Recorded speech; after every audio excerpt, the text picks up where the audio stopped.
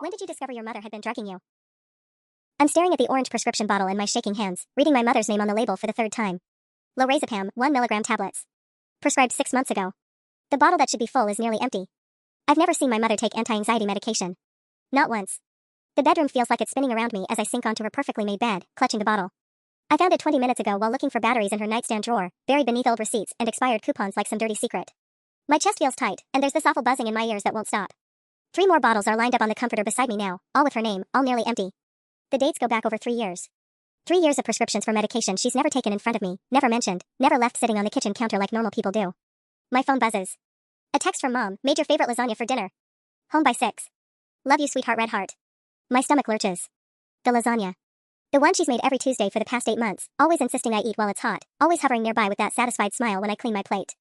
The same smile she gets when I tell her I'm too tired to go to that job interview, too anxious to call my college friends back, too overwhelmed to look at apartment listings.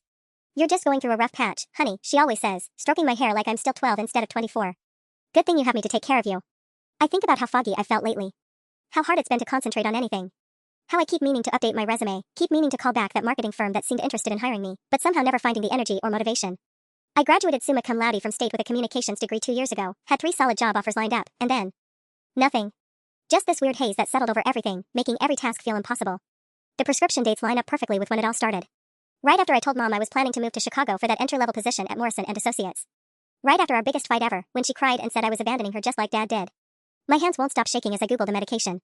May cause drowsiness, confusion, memory problems, lack of coordination, decreased motivation. The list goes on. Side effects that perfectly describe how I felt for years. I hear her car in the driveway and quickly shove the bottles back where I found them, arranging the drawer exactly how it was.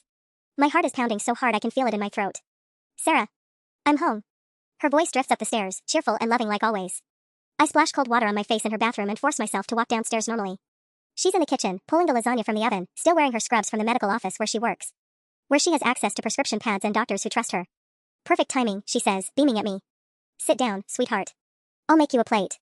I watch her hands as she cuts into the lasagna, watch her spoon a generous portion onto my usual spot at the table. The same hands that have been crushing pills into my food for 3 years. Thanks, Mom, I managed to say, sitting down in front of what I now realize has been my prison. The lasagna sits in front of me, steam rising from the melted cheese like some kind of warning. Mom settles across from me with her own plate, chattering about her day at Dr. Martinez's office while I stare at my food and try not to throw up. Mrs. Henderson came in again with her phantom hip pain, she's saying, cutting neat squares of pasta. 3rd time this month. Some people just want attention, you know? They'll do anything to feel important. The irony makes my skin crawl. I pick up my fork with trembling fingers and push the lasagna around, buying time while my mind races. How long has she been doing this? How many meals have been tainted? I think about all those times I felt dizzy after eating, how I'd blame it on low blood sugar or stress from job hunting. You're not eating, honey, Mom says, and there's something sharp in her voice now. Is everything okay? Just tired, I lie, forcing myself to take a tiny bite from the very edge of my plate, the part that looks least tampered with. It tastes normal, but then again, it always has. Long day. She relaxes visibly. Of course you are. You've been pushing yourself too hard with all that resume nonsense. I keep telling you there's no rush. The job market is terrible right now anyway. I nearly choke on the bite I'm swallowing. The job market isn't terrible, I've been too drugged to notice the opportunities passing me by. My college friends Jessica and Mike both found great positions last year while I was sitting in this kitchen, compliant and docile, eating my mother's medicated meals. Actually, I say, testing the waters, I was thinking about calling Morrison & Associates back. Maybe they still have something available. Mom's fork freezes halfway to her mouth. Sarah, we discussed this. Chicago is so far away, and you're not ready for that kind of pressure. Look how anxious you get just thinking about interviews. Anxious because you've been feeding me anti-anxiety medication that's turned my brain to mush, I want to scream. Instead, I nod weakly and take another microscopic bite. Besides, she continues, her voice taking on that hurt tone she uses whenever I show any independence, I thought we were happy here. Just the 2 of us. After your father left, I promised myself I'd never let anyone hurt our family again. Our family. Like I'm not a grown adult who should have her own life by now. I excuse myself to use the bathroom and quietly spit out the food I've been holding in my mouth. In the mirror, I look pale and hollow-eyed, like someone who's been slowly poisoned. Which, I realize with growing horror, is exactly what I am. When I come back, Mom has cleared both our plates. You barely touched your dinner, she says, rinsing them in the sink. I'm worried about you, sweetheart. Maybe we should make an appointment with Dr. Martinez. He could prescribe something to help with your anxiety. The suggestion makes my blood run cold. More medication, this time official, probably something stronger than whatever she's been slipping me. I can see her plan so clearly now, keep me dependent, keep me home, keep me from ever having the strength to leave her. I'm fine, Mom. Really? She turns to face me, and for just a second, I see something calculating in her eyes. Something that doesn't match her concerned mother act. Of course you are, baby, she says softly. Mommy's taking good care of you. The words sound more like a threat than comfort. That night, I lie awake staring at the ceiling until 2 a.m., listening to Mom's steady breathing through the thin wall between our bedrooms. When I'm certain she's asleep, I creep back to her nightstand with my phone's flashlight. This time, I photograph everything. The prescription labels with dates going back to March 2021. Dr. Martinez's name and DEA number. The quantities, 60 pills per bottle, refilled monthly like clockwork. I do the math with growing nausea. At 1 milligram per day, she's been giving me a low but steady dose designed to keep me functional but compliant. Not enough to knock me out, just enough to steal my drive. Hidden behind the bottles, I find something that makes my hands shake so violently I nearly drop my phone. A small notebook with my name written on the cover in Mom's careful handwriting. Inside are detailed logs of my behavior, written like I'm some kind of lab rat. March 15, 2021 S seemed agitated about Chicago job. Increased dose slightly in morning smoothie. Much calmer by evening. July 3, 2021 S mentioned apartment hunting again. Added extra half dose to Sunday pancakes. Slept until 2 p.m., seemed to forget about apartments entirely. December 10, 2021 Jessica called 3 times about job opening at her company. S too tired to call back after Tuesday lasagna. Success. Page after page of my life being manipulated, documented in my mother's neat nurse's handwriting like medical notes. She's been treating me like a patient instead of her daughter, adjusting my medication based on how much independence I show. The more I try to leave, the more she drugs me. The final entry is from last week, S found Indeed.com bookmark on computer. Seemed motivated Tuesday morning. Double dose in coffee and lasagna. Wednesday, much more manageable. Note, may need Dr. M to prescribe something stronger soon. Current method becoming less effective. I photograph every page, my vision blurring with tears of rage. She's been planning to escalate this.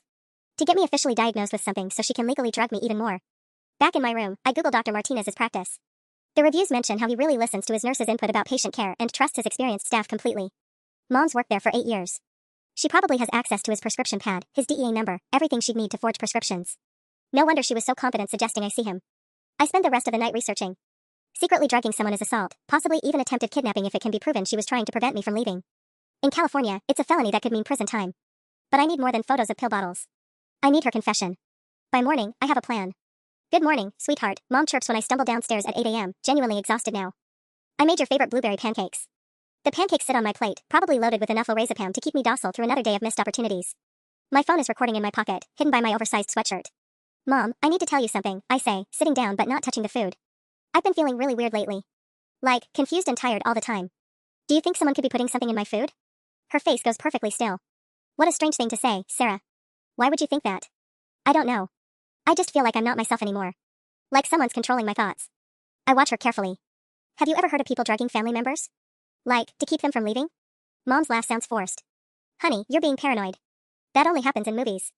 But hypothetically, I press, my heart hammering, if someone was doing that, how would they do it? You work in a medical office. How would someone get those kinds of drugs?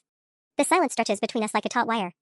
Mom stares at me across the kitchen table, and I can practically see her calculating how much I know, how much danger she's in. Eat your pancakes, Sarah, she says finally, her voice colder than I've ever heard it. Before they get cold. The standoff lasts 30 seconds that feel like hours. Mom's eyes never leave mine as she waits for me to pick up my fork, to surrender to another day of chemical compliance. The pancakes sit between us like a battlefield. I'm not really hungry, I say finally, pushing the plate away. Something flickers across her face, panic, maybe, or calculation. Sarah, you need to eat breakfast. You know how cranky you get when your blood sugar drops. Actually, I've been thinking about what you said yesterday. About seeing Dr. Martinez. I lean forward slightly, keeping my voice casual while my phone continues recording in my pocket. Maybe you're right. Maybe I do need help with my anxiety. Her posture relaxes instantly. Oh, sweetheart, I'm so glad you're being reasonable about this. I'll call his office this morning and see if we can get you in today. The thing is, I continue, watching her face, I did some research last night about anxiety medications. Did you know some of them can make you feel foggy and unmotivated? Isn't that weird? Mom starts clearing the table with sharp, efficient movements. All medications have side effects, Sarah. That's why you need professional supervision. Right, but here's what I don't understand. I stand up, following her to the sink. If someone was already taking anti-anxiety medication, like, secretly, wouldn't it be dangerous to prescribe more? Like, couldn't that cause an overdose or something? The plate slips from her hands and shatters against the kitchen floor. We both stare at the broken pieces scattered across the tile, maple syrup pooling between the fragments. Shit, Mom whispers, which shocks me because she never swears. Ever. I'll help you clean it up, I offer, but she's already grabbing the dustpan with trembling hands. No, just go get ready for the day. I'll handle this. But I don't move. I stand there watching her frantically sweep up pancake pieces while my phone captures every word. Mom, are you okay? You seem really nervous. I'm fine. She won't look at me. I just didn't sleep well last night. Why not? The sweeping stops. Mom kneels on the kitchen floor surrounded by broken ceramic, and for a moment she looks smaller somehow. Older. I had bad dreams, she says quietly. About you leaving me. There it is, a crack in her perfect, concerned mother facade. I kneel down across from her, close enough to smell her familiar lavender perfume mixed with something sharper. Fear, maybe. Mom, what if I told you I found something in your bedroom yesterday? Her whole body goes rigid. What were you doing in my bedroom? Looking for batteries. But I found something else instead. I reach into my sweatshirt pocket, not to stop the recording but to pull out one of the pill bottles I swiped earlier. I found these. The color drains from her face as I set the lorazepam bottle on the counter between us. Her name is clearly visible on the prescription label, along with yesterday's date when she picked up her latest refill. Sarah, I can explain. Can you? I interrupt, surprised by how steady my voice sounds. Because I've been trying to figure out why you need 60 anti-anxiety pills every month when you're the calmest person I know. Where do they all go, Mom? She's crying now, mascara streaking down her cheeks in dark rivulets. You don't understand. After your father left, after everything fell apart, I couldn't lose you too. I couldn't. So you decided to drug me? I was protecting you. The words explode out of her like she's been holding them back for years. You were going to throw your life away chasing some fantasy job in a city where you don't know anyone. You were going to end up hurt and alone like I was. That wasn't your choice to make. Yes, it was. Her voice hardens again, switching back to that cold tone from earlier. I'm your mother. Everything I've done has been to keep you safe and close to home where you belong. A little medication to calm your nerves, to help you think clearly, is that really so wrong? My hands are shaking again, but this time it's with rage instead of fear. You stole 3 years of my life. I saved 3 years of your life, she snaps back, standing up and towering over me. Look at you, Sarah. You're 24 years old with no job, no prospects, no independence. Without me, you'd be nothing. Without me, you'd be lost. The cruelest part is that she's right, and we both know it. 3 years of steady medication have left me exactly where she wanted me, dependent, directionless, and too broken to leave. But not anymore. You're wrong, I say, standing up to face her. The broken pancake plate crunches under my feet. I'm not nothing. I graduated summa cum laude, remember? I had 3 job offers before you started poisoning me. Mom's face twists into something I've never seen before, a mixture of desperation and rage that makes her look like a stranger. Those jobs would have ruined you. Corporate America chews up girls like you and spits them out. I've seen it happen. Girls like me? The phrase hits like a slap. What does that mean? Naive. Trusting. Too soft for the real world. She steps closer, and I can smell the coffee on her breath mixed with something medicinal. Your father fed you the same lies about following your dreams, and look how that turned out. He abandoned us both. Dad left because you were controlling him too, didn't you? The realization hits me like ice water. How long were you drugging him before he figured it out? Her silence is answer enough. Jesus Christ, Mom. How many people have you done this to? Only the people I love, she whispers, reaching for me. Only when they need protecting from themselves. I back away from her outstretched hand. That's not love. That's imprisonment. Don't be so dramatic, Sarah. It's a mild anti-anxiety medication, not poison. Dr. Martinez prescribes it to half his patients anyway. I just saved you the copay. The casual way she dismisses 3 years of my life makes me want to scream. Instead, I pull out my phone and stop the recording app. 43 minutes of her confessing to systematic drugging, documented threats, and admitting she did the same thing to Dad. What are you doing? She asks, eyeing my phone suspiciously. Calling the police. She moves faster than I expect, lunging for my phone with desperation I've never seen in her. We struggle for a moment, her fingernails digging into my wrist as she tries to wrench it away. You can't, she pants, still grabbing for the device. I'm your mother. I did this out of love. Let go of me. I twist away, clutching my phone against my chest. A long scratch runs down my forearm where her nails caught skin. Mom stops fighting and just stares at the red mark she's left on my arm. For a second, something like horror flashes across her face, like she's seeing herself clearly for the first time. Oh, Sarah. Oh, honey, I'm sorry. I didn't mean to. Yes, you did. I'm backing toward the kitchen door now, phone in one hand, car keys in the other. You meant all of it. The drugging, the lying, the stealing my life. You meant every single bit. Where are you going? Panic edges back into her voice. You can't drive, sweetheart. You're upset. You're not thinking clearly. For the first time in 3 years, I'm thinking perfectly clearly. I'm at the kitchen door now, freedom just 20 feet away through the living room. Mom follows me, her hands fluttering uselessly at her sides. Sarah, please. We can work this out. I'll stop the medication, I promise. We can get you into therapy, real therapy with Dr. Martinez. Just don't leave me. Please don't leave me alone. The desperation in her voice almost makes me pause. Almost. But then I remember the notebook, all those careful entries documenting my descent into medicated compliance. The plans to increase my dosage. I'll be back, I tell her, which isn't exactly a lie. With the police. Sarah, wait. But I'm already running through the living room, past the couch where I've spent 3 years in a chemical haze, past the TV where I've watched countless hours of mind-numbing shows while my real life slipped away. The front door feels like a portal to another world. My hands shake as I start the car, Mom's silhouette visible in the kitchen window. She's on her phone now, probably calling Dr. Martinez, maybe trying to figure out how to spin this as a mental health crisis instead of systematic abuse. I have maybe an hour before she calls in favors, before her medical connections start working against me. 1 hour to get somewhere safe and figure out my next move. As I pull out of the driveway, I catch a glimpse of her in the rearview mirror, standing on the front porch in her scrubs, looking smaller and more broken than I've ever seen her. Good. I drive aimlessly for 20 minutes, my hands still shaking on the steering wheel, before I realize I have nowhere to go. My college friends Jessica and Mike both live 3 hours away in Sacramento. I haven't spoken to them in months. Every time they called, I was too tired or overwhelmed to maintain a real conversation, thanks to Mom's careful dosing schedule. My bank account has $247 in it. 3 years of being too medicated to hold down even a part-time job will do that. Mom always said she was happy to support me while I figured things out, but now I understand it was just another chain keeping me tethered to her kitchen table. I pull into a McDonald's parking lot and try to think clearly. The police station is 15 minutes away, but what exactly am I going to tell them? That my mother loves me too much? That she's been putting medication in my food for my own good? I can already hear how it'll sound, like a spoiled adult daughter having a tantrum because Mommy won't let her move to the big city. My phone buzzes with a text from Mom. Sweetheart, I called Dr. Martinez. He says what you're experiencing is very common with anxiety disorders. Paranoid thoughts, delusions about being poisoned. Please come home so we can help you. Another text follows immediately. I've scheduled an emergency appointment for 2 p.m.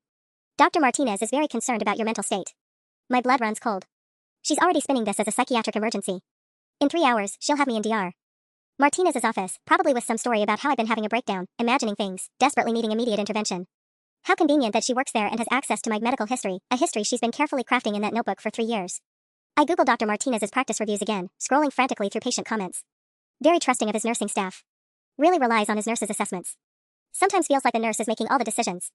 There's a 1-star review from 8 months ago that makes my stomach drop. Dr. Martinez prescribed heavy medication for my teenage daughter based entirely on his nurse's recommendation. Never really examined her himself, just trusted whatever Linda Chen told him.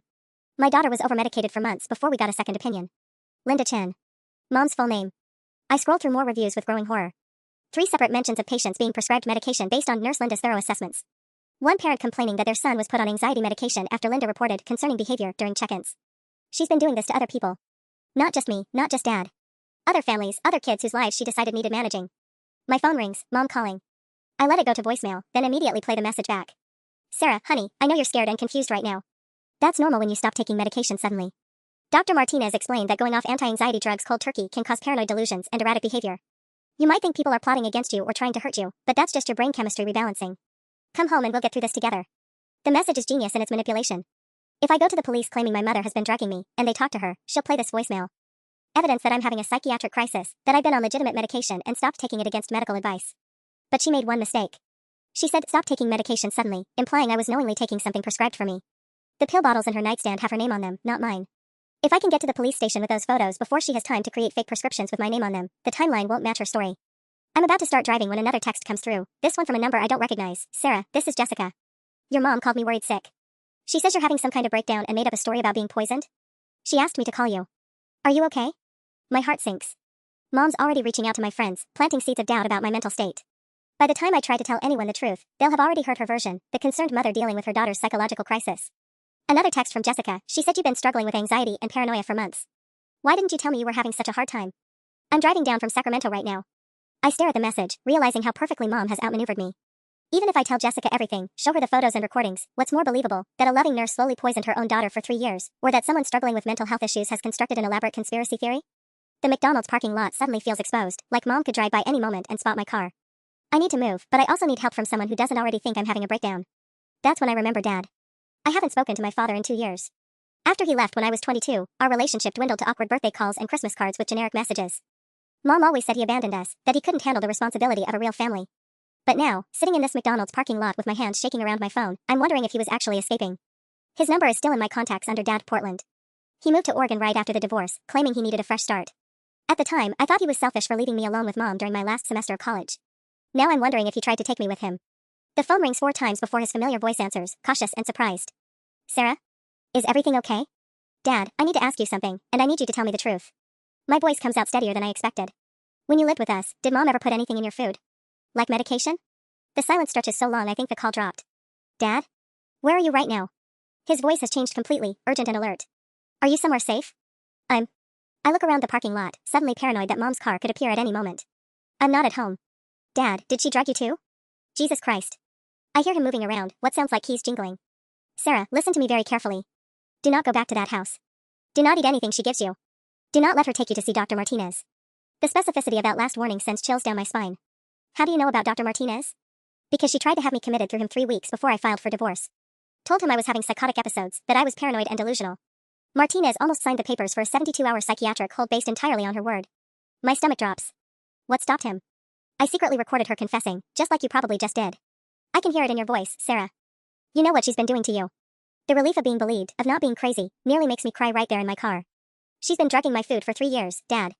Anti-anxiety medication. She kept a notebook documenting how it affected my behavior. Lorazepam? When I confirm, he swears softly. Same thing she used on me. Started about 6 months before I left, right after I got that promotion at work. Suddenly, I couldn't concentrate during important meetings, kept missing deadlines. My boss almost fired me. Why didn't you tell me? Why didn't you warn me? I tried. His voice cracks slightly. Remember that fight we had right before I moved? When I said you should come with me to Portland, that your mother wasn't healthy for you? You screamed at me for trying to break up the family. Said I was just looking for excuses to abandon you both. The memory hits me like a physical blow. That conversation happened in March 2021, right when the prescription started. I was probably already being medicated when Dad tried to save me, too chemically compliant to recognize his warning for what it was. She told me you left because you couldn't handle responsibility, I whisper. Sarah, I begged you to come with me. I had a lawyer ready to file papers about what she'd been doing to both of us. But you were so angry, so convinced I was the villain. I realized she'd already gotten to you. She's calling all my friends, telling them I'm having a mental breakdown. She scheduled an emergency appointment with Dr. Martinez for today. Do not go to that appointment. Martinez is either completely incompetent or actively helping her. I was never able to figure out which. I hear what sounds like a car door slamming. I'm driving down right now. It's about 10 hours from Portland. Can you stay somewhere safe until I get there? I don't know. I don't have anywhere to go, and she's already poisoning everyone against me. What about the police? I recorded her confessing, but she's been setting up this story that I'm mentally ill. She even called Jessica to plant that idea. Smart girl, getting that recording. Your mother always underestimated how intelligent you are. There's pride in his voice that I haven't heard in years.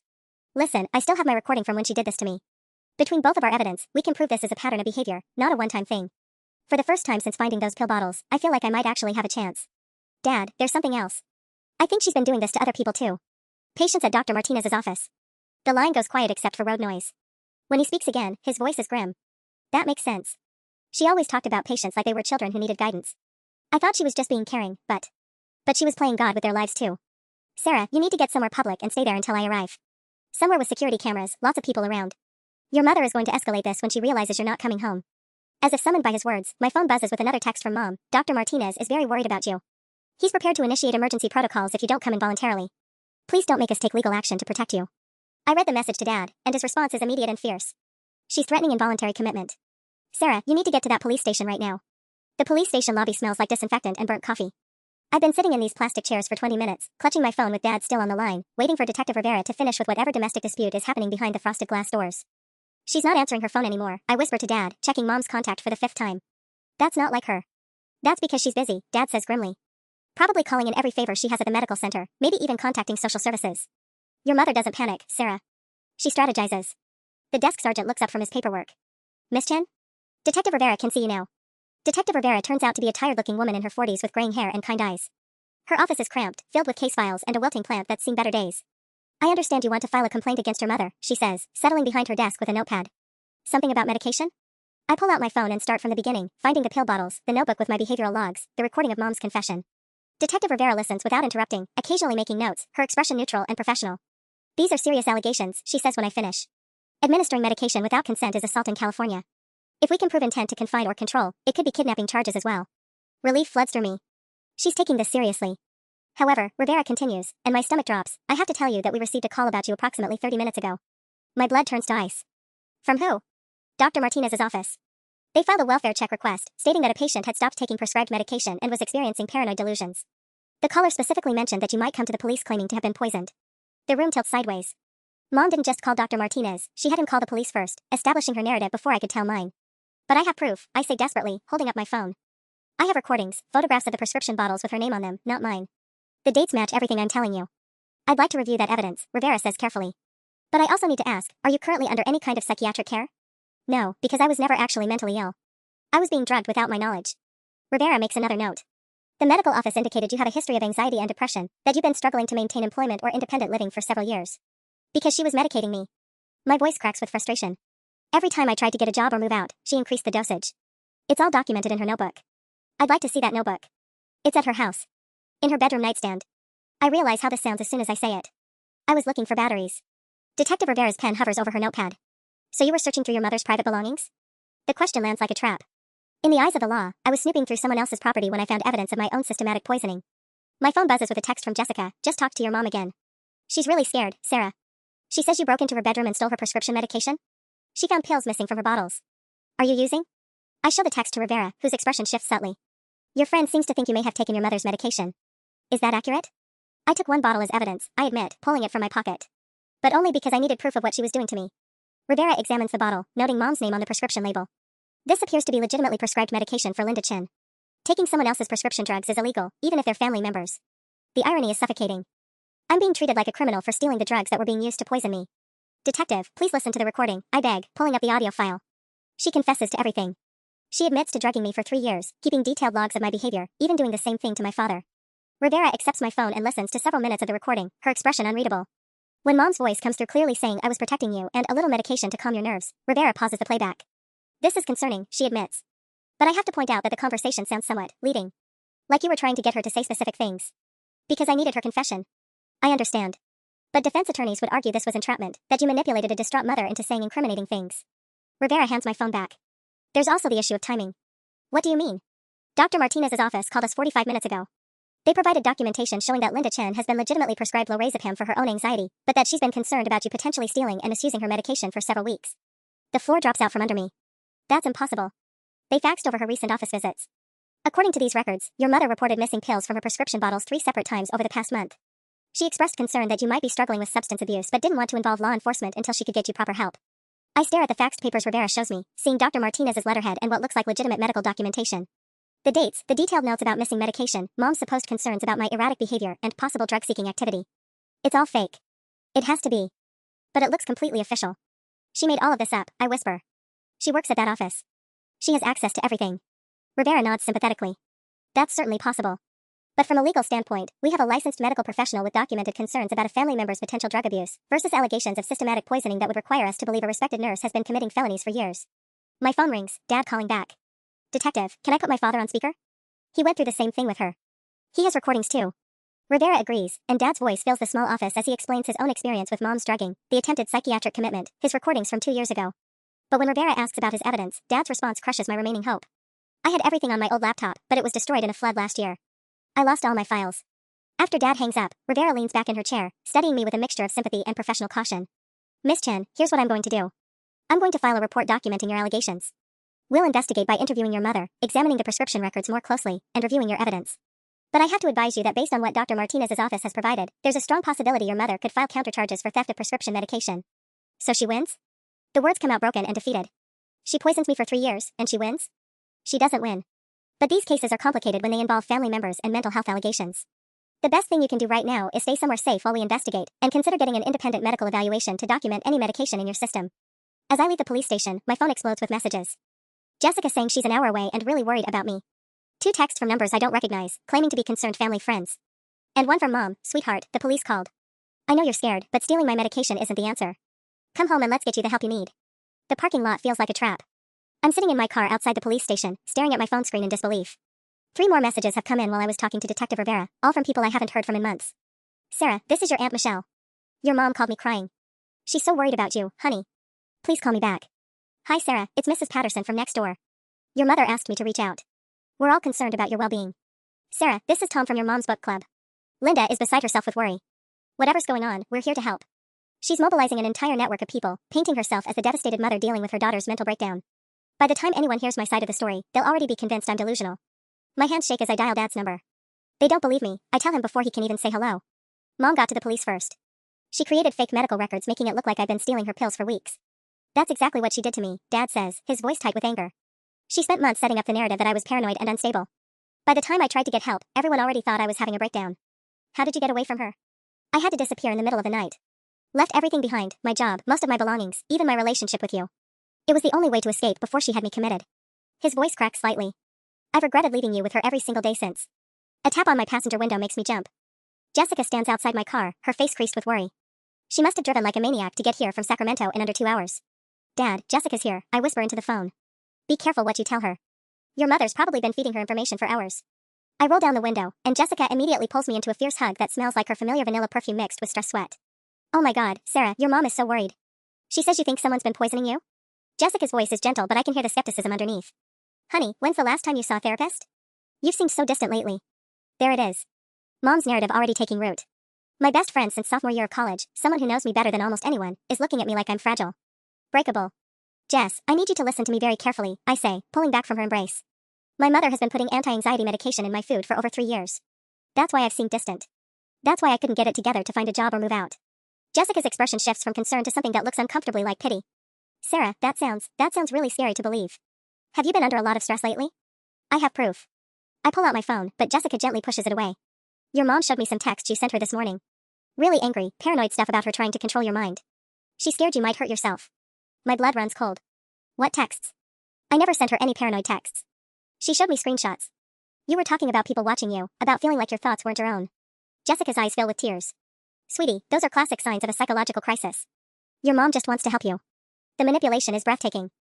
Mom must have created fake text conversations, probably using one of those apps that generate realistic screenshots. She's thought of everything. Jessica, those aren't real.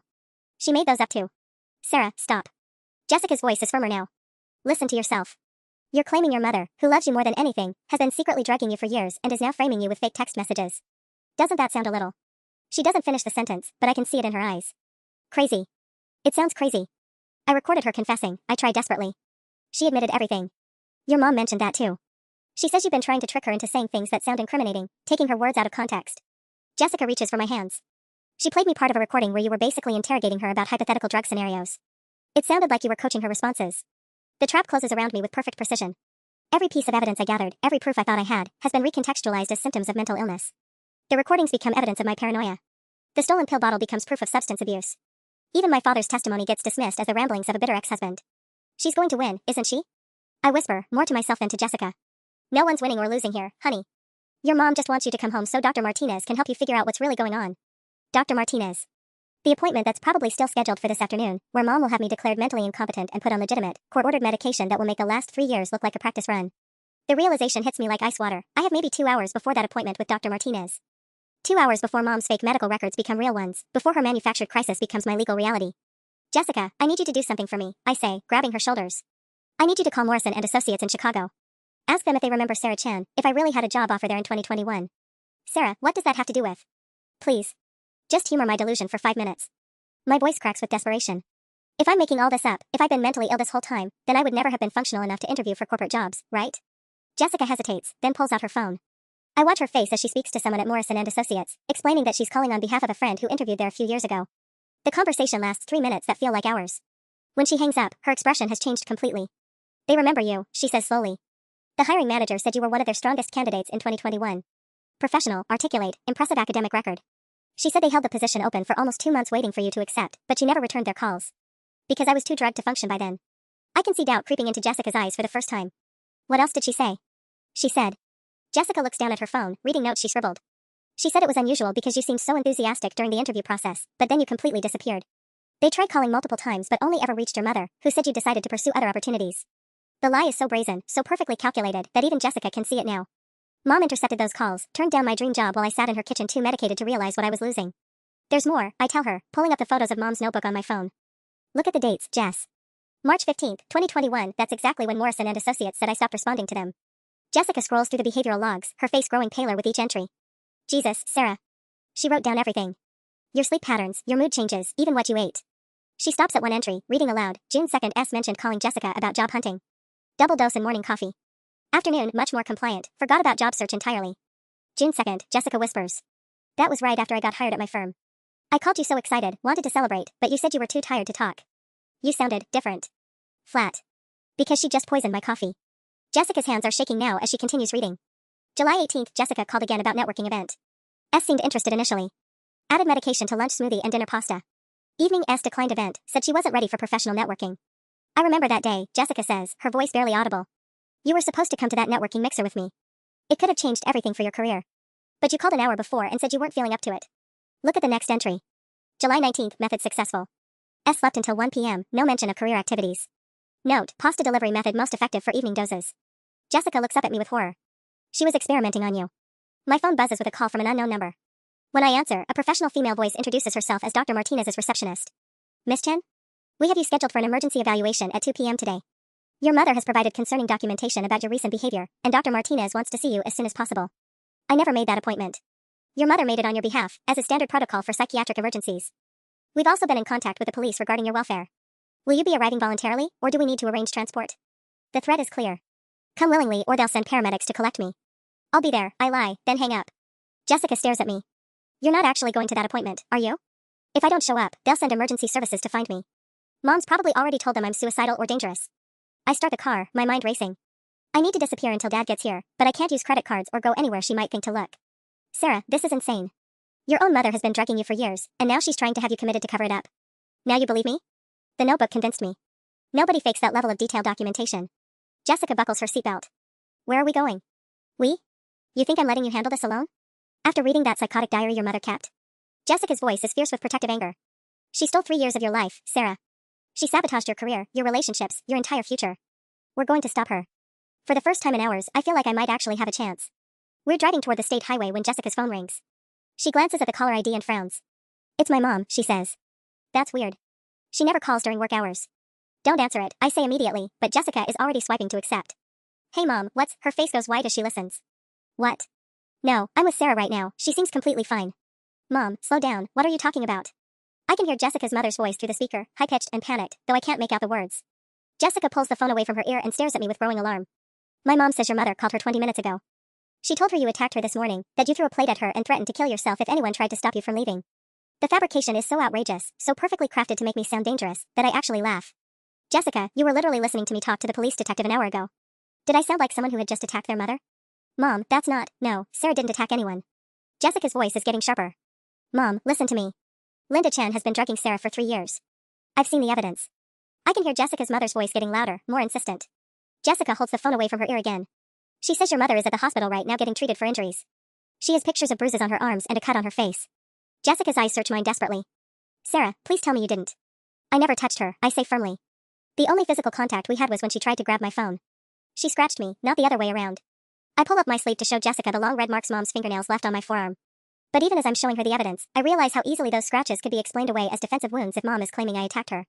She's escalating, I whisper, the full scope of Mom's plan becoming clear. She knew I had evidence against her, so she's making it impossible for anyone to believe me. Who's going to listen to someone accused of attacking their own mother? Jessica ends the call with her mom and immediately starts Googling something on her phone. St. Mary's Hospital emergency room admissions, she mutters, scrolling through results. If your mom is really there getting treated, there should be some record. My phone buzzes with a text from Detective Rivera. Miss Chen, we need you to come back to the station immediately. Your mother has filed assault charges and provided photographic evidence of injuries. There's now a warrant being processed for your arrest. The words swim on my screen. A warrant. For attacking the woman who's been systematically poisoning me for 3 years. Jessica, I need you to drive me to St. Mary's right now. What? Sarah, that's crazy. If your mom is there and she's claiming you hurt her, then I need to see exactly what kind of injuries she's supposedly being treated for. I grip the dashboard as Jessica takes the highway exit toward the hospital. Think about it, Jess. When we struggled over my phone this morning, she was trying to take it from me. I was defending myself. But if she took photos afterward, she could make those scratches look like anything. Or she could have hurt herself intentionally to frame you. The possibility had been lurking in the back of my mind, but hearing Jessica say it out loud makes it real. Mom spent 3 years documenting my behavior like a scientist. She created fake medical records convincing enough to fool the police. Self-inflicted injuries to frame me for assault would just be the next logical step. There, Jessica says, pointing toward the hospital parking garage. But Sarah, if there really is a warrant out for your arrest, then I'm probably going to jail today either way. I check the time on my phone, 1:47 p.m. Dad won't be here for another 8 hours, and that appointment with Dr. Martinez is in 13 minutes. If I don't figure out how to expose what she's doing right now, I'll either be in a jail cell or a psychiatric ward by tonight. We park on the 3rd level of the garage, far enough from the main entrance that we won't be easily spotted but close enough to make a quick escape if needed. Jessica turns to face me, her expression more serious than I've ever seen it. Sarah, before we go in there, I need to ask you something, and I need you to be completely honest with me. My stomach clenches. What? Is there any possibility, even a small one, that some of what your mother is saying might be true? That maybe you have been struggling with your mental health and some of your memories or perceptions might be. You read her notebook, Jessica. You saw 3 years of detailed logs about drugging me. I know, but people can fabricate things when they're in psychological distress. I've seen it happen. She reaches for my hand. I believe that you believe everything you've told me. But I need to know if there's any chance you might have constructed some of these connections because you're looking for reasons why your life hasn't gone the way you planned. The question hits like a physical blow. Even Jessica, after seeing all the evidence, still has doubts about my sanity. Call Morrison and Associates back, I tell her quietly. Ask them to email you confirmation of my interview dates and the job offer details. Ask them to send copies of their attempts to contact me. Get documentation that proves I was functional and professional in early 2021, before the medication timeline started. Jessica hesitates, then dials the number again. Jessica finishes the call with Morrison and Associates, and her face has gone completely pale. She holds up her phone, showing me an email that just came through. Sarah, they sent me copies of everything. Your interview scores, the formal job offer letter dated March 8, 2021, and 17 documented attempts to reach you between March 15th and May 2nd. She scrolls through the attachments. But here's the thing that's really disturbing, they also sent me notes from their HR department about the phone calls. What kind of notes? Every time they called you, they spoke to your mother. According to this, Linda Chen told them on March 20th that you had decided to pursue graduate school instead. On April 3rd, she said you were dealing with a family emergency. By April 15th, she was telling them you'd suffered some kind of breakdown and weren't capable of making career decisions. My hands clench into fists. She was systematically destroying my opportunities while keeping me too medicated to realize what was happening. There's more. Jessica's voice is barely a whisper. The HR notes say that when they called one final time in May, your mother suggested they remove your contact information entirely because, quote, Sarah has been diagnosed with severe anxiety and depression and won't be capable of employment for the foreseeable future. The cruelty of it takes my breath away. While I was sitting in her kitchen, struggling through medication-induced fog and wondering why I felt so unmotivated, Mom was actively burning bridges I didn't even know existed. We need to get inside that hospital, I say, checking my phone again. It's 1:52.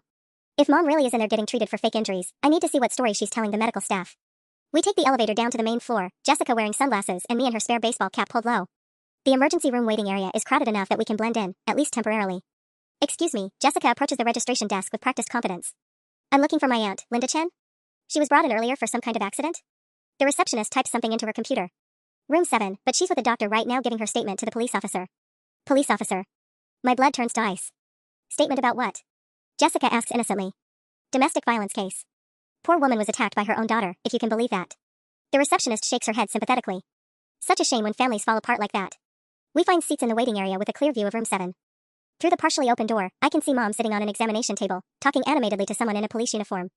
Her left arm is wrapped in gauze, and there's a small bandage on her cheek. Those injuries look fresh, Jessica murmurs. Like, really fresh. A nurse walks past us carrying a clipboard, and I catch a glimpse of the paperwork. Patient, Linda Chen. Time of admission, 1:15 p.m. Chief complaint, assault by family member resulting in lacerations and bruising. Jessica, our fight happened at 9 a.m. this morning. Why would she wait 4.5 hours to seek medical treatment for injuries serious enough to require an emergency room visit? Unless she didn't get injured during your fight at all. We watch through the doorway as Mom demonstrates something to the police officer, showing him her bandaged arm and pointing to her face. Her performance is Oscar-worthy, the devastated mother, barely holding herself together while describing her daughter's violent outburst. My phone buzzes with a text from Dad, just crossed into California. 6 more hours. Whatever you do, don't let them take you to that appointment with Dr. Martinez. I'm typing back when Jessica grabs my arm. Sarah, look. A security guard is walking toward the registration desk, holding what looks like a printout. He shows it to the receptionist, who immediately points in our direction. They have my photo. We need to leave right now, Jessica whispers, standing up casually and walking toward the exit like we're not fleeing from anything. We make it to the parking garage elevator before I hear footsteps behind us. Sarah Chan, a voice calls out. Hospital security. We need you to stop and come back inside. The elevator doors close just as the security guard rounds the corner. Through the narrowing gap, I see him speaking urgently into his radio. They're going to call the police, Jessica says as we reach her car. Probably already did. Then we can't go back to your place, or mine, or anywhere they might expect us to be. I buckle my seatbelt as Jessica peels out of the parking garage. We need somewhere to hide until Dad gets here, somewhere Mom would never think to look.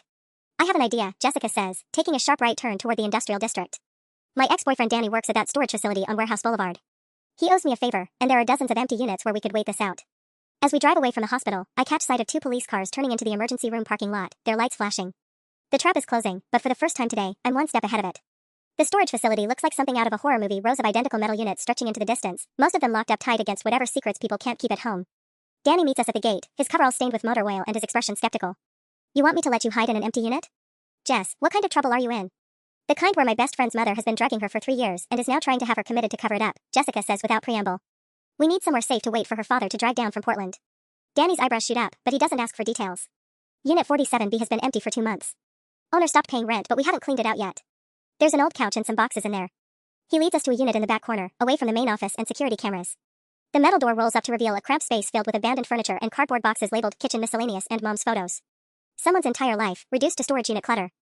I can give you maybe 4 hours before my manager does evening rounds, Danny says, handing Jessica a small battery-powered radio. Channel 7 if you need anything urgent. And Jess? Whatever's really going on here, be careful. As soon as he's gone, I sink onto the musty couch and finally let myself fall apart.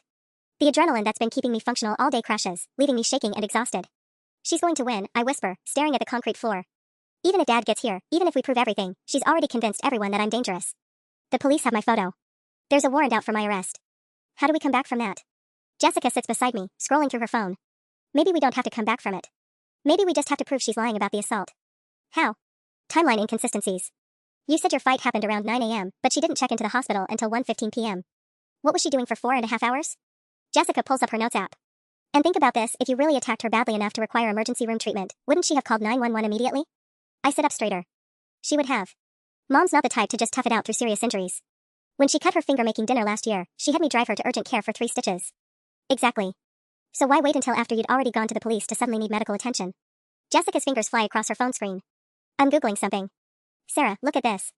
She shows me an article titled Self-Inflicted Injuries and False Accusation Cases. The photos make my stomach turn, people who'd hurt themselves to frame others, creating convincing wounds that would hold up under casual medical examination.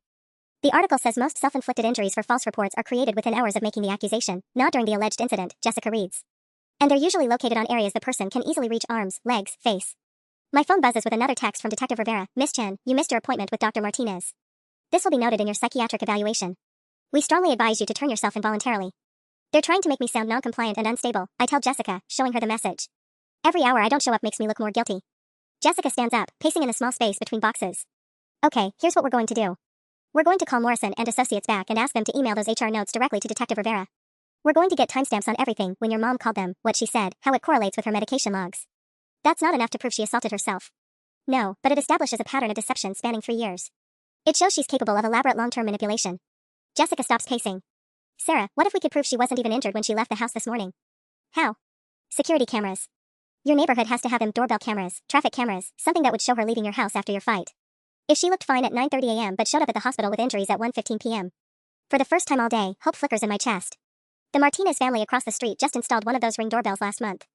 Mrs. Martinez is always complaining about package thieves. Can you call her? She's known my mom for 15 years. She's probably already heard the version where I'm having a psychotic break. Jessica grins. Good thing she doesn't know me from anyone. She dials information and gets connected to the Martinez residence. I listen as Jessica spins a story about being an insurance investigator looking into a claim filed by Linda Chen, asking if they might have any footage from this morning that could help establish the timeline of events. She's checking, Jessica whispers, covering the phone. Says she can access the footage from her phone app. 3 minutes later, Mrs. Martinez calls back. Miss Johnson? I found something interesting on my doorbell camera from this morning. Around 9:45 a.m., I can see Linda Chen getting into her car in front of her house. She looks completely normal, no bandages, no visible injuries, walking normally. But then there's another clip from 12:30 p.m. when she comes back home.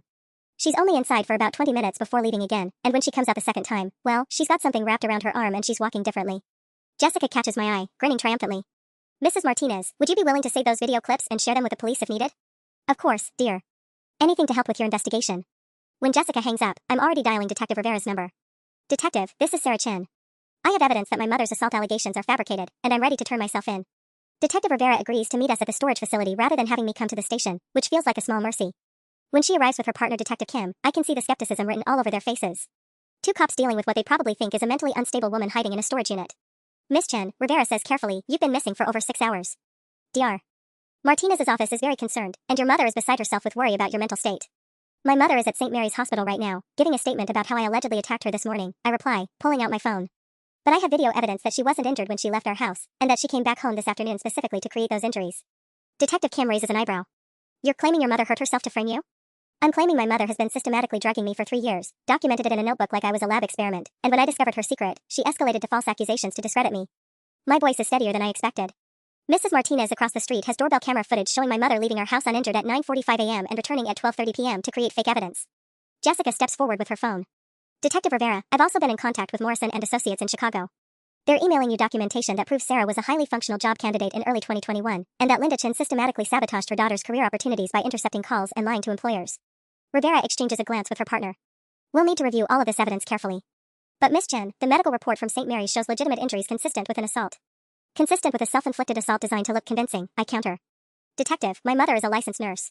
She knows exactly how to create injuries that will photograph well and generate sympathy without causing permanent damage. My phone buzzes with a call from Dad.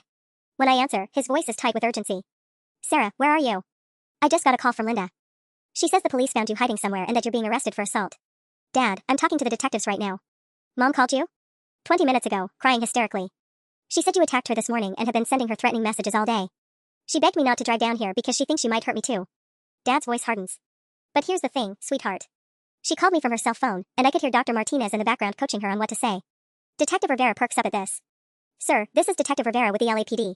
You're saying you overheard Dr. Martinez coaching Mrs. Chen during your phone conversation? That's exactly what I'm saying, Dad replies through the speaker. I heard him tell her to mention the threatening text specifically, and to emphasize that Sarah seemed paranoid and dangerous. It sounded rehearsed. Kim makes a note. We'll need you to come in and make a formal statement about that conversation. I'm 4 hours out, but I recorded the call, Dad says.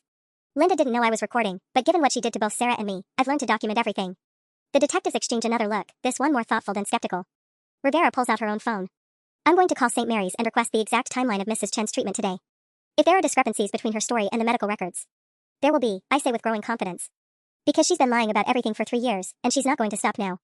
Jessica shows Detective Kim to Morrison and Associates emails on her phone. Look at these dates. Every time Sarah showed any independence or career motivation, her mother called her potential employers and sabotaged the opportunities. It's documented corporate interference going back to March 2021. Kim scrolls through the emails, his expression growing more serious. This level of systematic manipulation, if this is accurate, we're looking at multiple felonies. Fraud, assault, false imprisonment through drugging, filing false police reports. My phone pings with a text from an unknown number. Sarah, this is Dr. Martinez. Your mother is very worried. Please call me immediately so we can arrange proper care for your condition. I show the text to the detectives. He's still trying to get me to come involuntarily for that psychiatric evaluation. Rivera studies the message. Miss Chen, are you willing to submit to an independent medical examination? Blood work that could potentially show traces of medication you weren't knowingly taking? Yes, I say immediately. Test everything. I want proof of what she's been doing to me. As Detective Rivera makes calls to arrange the medical examination, I sink back onto the storage unit couch, exhausted but finally hopeful. For the first time in hours, I'm not running from accusations I can't defend against. She made one mistake, Jessica says quietly, sitting beside me. She got so confident in her manipulation that she left a paper trail everywhere. The medical records, the employment interference, the fake injuries with impossible timelines. My phone buzzes again. This time it's Mom. Sweetheart, please come home. The doctors say you're having an episode, but I know my little girl is still in there. Let Mommy take care of you like always. The message makes my skin crawl, but I show it to Detective Rivera when she finishes her call. Interesting timing, Rivera notes. Your mother just sent this maternal, caring message 30 minutes after filing assault charges against you. That's unusual behavior for someone who claims to fear their attacker. The contradictions are finally adding up in my favor. 6 hours later, I'm sitting in Detective Rivera's office watching my mother's carefully constructed world collapse in real time. The independent medical examination found lorazepam in my blood, hair, and urine samples levels consistent with daily dosing over an extended period. The doorbell camera footage shows her leaving our house uninjured at 9:47 a.m. and returning at 12:34 p.m., then emerging 23 minutes later with visible bandages. But the final nail in her coffin came from an unexpected source. Dr. Martinez is here, Detective Kim announces, escorting a nervous-looking man in his 50s into the room. He has some things he'd like to discuss. Dr. Martinez won't meet my eyes as he sits down across from the detectives. His hands shake slightly as he opens a manila folder. I've been reviewing Linda Chen's employment records and prescription requests going back 3 years, he begins, his voice barely above a whisper. After your call today about potential prescription fraud, I discovered irregularities. Detective Rivera leans forward. What kind of irregularities? Linda has been using my DEA number and prescription pads without authorization. The lorazepam prescriptions in her name were never discussed with me, never approved by me, and never entered into our official patient management system. He slides several documents across the desk. She's been forging my signature on prescription requests for over 30 different patients, including herself. My stomach drops. 30 patients? Mostly young adults with protective family members. Parents who were concerned about their children's anxiety levels, life choices, career decisions. Dr. Martinez finally looks at me, his eyes filled with shame. Linda would suggest that certain patients might benefit from medication to help them make better decisions, stay closer to home, be less impulsive. You're saying my mother has been drugging dozens of people? The scope of it is breathtaking. The California Medical Board is launching a full investigation. We've identified at least 15 families where young adults suddenly became lethargic and compliant after Linda suggested they needed anxiety management. He pauses, swallowing hard. Your case broke everything open, Miss Chen. When Detective Rivera called asking about timeline discrepancies in your mother's treatment today, I realized I had no record of ever treating her for anxiety. That's when I started digging deeper. Detective Rivera makes notes rapidly. Dr. Martinez, are you prepared to testify that Linda Chen has been operating an unauthorized medication scheme through your practice? Yes. And I've contacted the other families involved. Several parents are now questioning changes they noticed in their adult children's behavior and motivation levels. Jessica squeezes my hand. Through the office window, I can see Dad talking to another detective, probably giving his formal statement about Mom's confession and the coached phone call. Where is my mother now? I ask. Still at St. Mary's, Detective Kim replies. We arrested her an hour ago on charges of prescription fraud, assault through medication, filing false police reports, and identity theft. The DA is considering additional charges of unlawful imprisonment and conspiracy. My phone, which has been mercifully quiet for the past 2 hours, suddenly explodes with notifications. Text after text from numbers I don't recognize. Sarah, this is Michael Patterson. Your mom's been medicating my daughter Emma for 8 months. Thank you for speaking up. This is Jennifer Walsh. My son Tyler has been foggy and unmotivated since Linda started helping with his anxiety last year. We're getting him tested immediately. Sarah Chan, you saved my family. My daughter was about to be committed to psychiatric care. Helen Rodriguez. The messages keep coming. Families realizing their children's sudden personality changes weren't natural development or mental health struggles, but systematic chemical manipulation designed to keep young adults dependent and controllable. She called it guidance, I whisper, scrolling through the testimonials. She told me she was protecting me from making bad decisions. But she was doing it to dozens of people. Detective Rivera closes her notebook. Miss Chen, your mother has been running what amounts to an unlicensed psychiatric practice for years, using forged prescriptions to chemically alter people's decision-making abilities. The charges she's facing could result in 20 to 30 years in prison. For 3 years, I thought I was broken. Lazy. Incapable of living up to my potential. Now I know I was just drugged. Dad appears in the doorway, his eyes red-rimmed but relieved. How's my brilliant daughter doing? Getting my life back, I tell him, standing up on legs that feel steady for the first time in years. Tomorrow, I'm calling Morrison and Associates to see if they still need someone with my qualifications. Tonight, I'm going to eat a meal I prepared myself and remember what it feels like to think clearly. The fog is finally lifting, and I can see everything I'm going to become.